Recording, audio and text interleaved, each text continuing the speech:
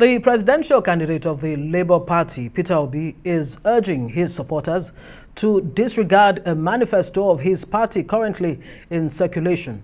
Obi's comment comes against the backdrop of a viral document purported to be his manifesto. In a tweet, Obi asked the public to disregard the draft document in circulation, saying that he will personally release his manifesto at the appropriate time. The former Anambra State Governor started his campaigns on Saturday in Lafia, the Nasarawa state capital, and promised to solve Nigeria's flood challenge as well as ensure that the country attains sufficiency in food production if elected in 2023. Well, joining us now is Arise Director of News and Politics Editor Sumner Sambo to help us unpack all the issues before our plate, or on our plate this evening. Sumner, good to see you. Where do you even want to start from? Is it the Peter Obi who's saying the manifesto that you're seeing that's gone viral is not the finished work yet? He's not necessarily saying it's fake, is he? What do you make of this whole manifesto scenario? I mean, the PDP has My Covenant with Nigeria. APC has Renewed Hope 2023, Action Plan for a Better Nigeria. We're still waiting for LP.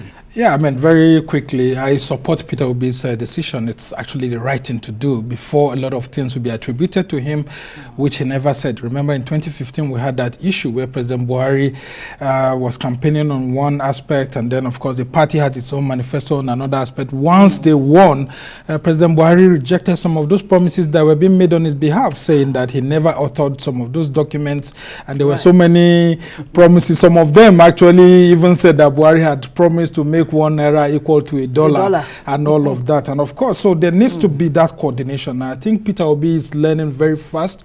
He's been smart about this, and we need to give him kudos. But one thing that I saw there is that he said it's a draft. So there seems to be an element of some things that he's thinking, being on that. But it's a good decision, and I think from the way he took off on Saturday, going very well, pretty soon you'll see a better Labour Party. But it's just that I would suggest that he should reduce the use of I, because if you see from his tweet, he was saying I.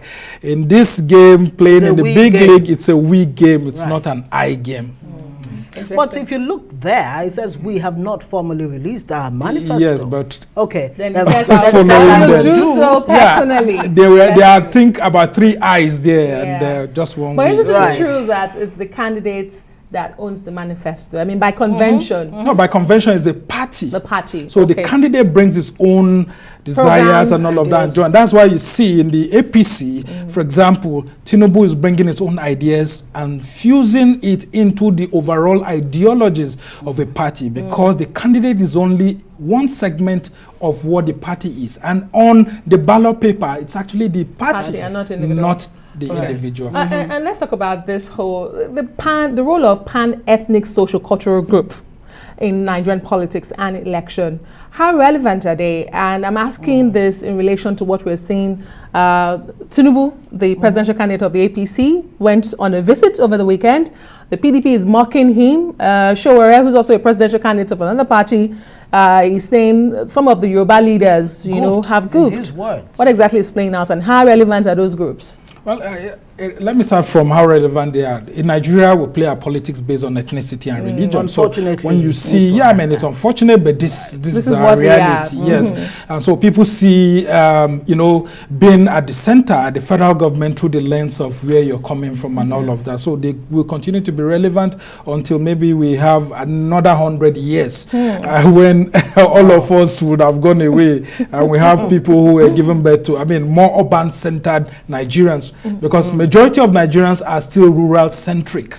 Majority of those who decide who becomes president of Nigeria are majorly rural and semi-rural voters. So until we have more urban Nigerians than rural and semi-rural voters, we'll continue to have these issues. When you talk of ethnic social-cultural groups like this, they are very, very relevant, and that's why you see the Arewa Consultative Forum, the Northern Elders Forum, you see the Ohaneze Ndigbo and all of that still being relevant, because they play a key role in explaining to those at the grassroots where they think that the objectives of the people will be fulfilled through a particular candidate. And so sometimes when some of these leaders sit together, like for example, during this visit, you must have seen Olufalaye there. Olufalaye was a former secretary to government of the Federation, a one-time presidential candidate under the AD and APP alliance and all of that.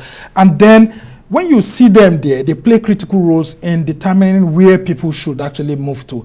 Do people still listen to them? Well, not so much like it used to, but they still have a controlling influence, especially on those public opinion leaders, traditional leaders, like clerics and other groups. So yes, Tinubu did what's almost like a master stroke here when he was deprived of the opportunity of being endorsed by the Afenifere social cultural group led by Pa Ayo Adebanjo, who is the acting president of the group. Remember, Ruben Fashoranti categorized them into Afenifere A and Afenifere B. Coincidentally, there's Afenifere Renewal Group.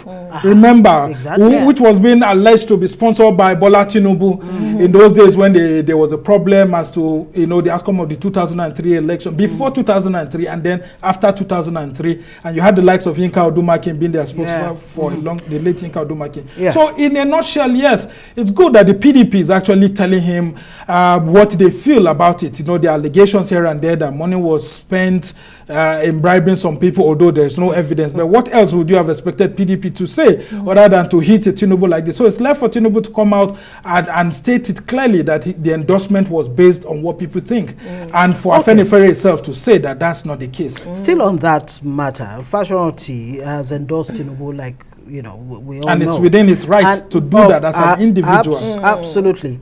Is the Afenifere a divided house now? Because it's clearly. It is, right? It has always been. Then in addition to that, you have a governor of Oyo State, Seyi Makinde, who says Oyo people will vote for and stand with the Yoruba. So it still underscores that ethnic politics that you say we're playing. Yeah, I mean, okay, you could see the deputy governor singing the Oyo anthem, Ashiwaju, and all of that. I mean, this is clear politics in Nigeria at play. People will always go back to where they come from, irrespective of political parties and all of that. And from what you have asked right now, I will tell you clearly that Afenifere has always been divided. Close to the 2003 presidential election, when President Olusegun Obasanjo was seeking a similar endorsement from Afenifere, you know that there were calls by some leaders not to endorse him and all of that, but he bulldozed his way. And eventually, after that, Afenifere never survived. There was a Yoruba Council of Elders that was later summoned by the wife of Obafemi Awolowo to help to see if they can actually have another group, because Afenifere was beginning to lose, its platform because of these divisions. And these people, including the late Abraham Adesanya, all tried in their own ways to actually see how they'll bring together this group. But unfortunately, that has not been the case. So it's left for these people to be able to do the right thing. And it's good, Showore is actually giving the right advice. What does it mean for the Southwest? Right. What this quickly means for the Southwest is that the Southwest is enlightened. People can decide to choose whoever they want to support. If Pa Ayo Adebanjo and the Afenifere leadership, the executive, have decided to go with Peter Obi, there's nothing wrong with it. So, and Pa Ayo Adebanjo must also respect the right of Ruben Fashoranti to be able to select whoever he feels like and bless him, like we saw, Tinubu receiving the elderly blessing, because Tinubu needs this badly, because it comes from his region. And if he's not seen to be gathering his region together, what would he not say? The North that's backing him.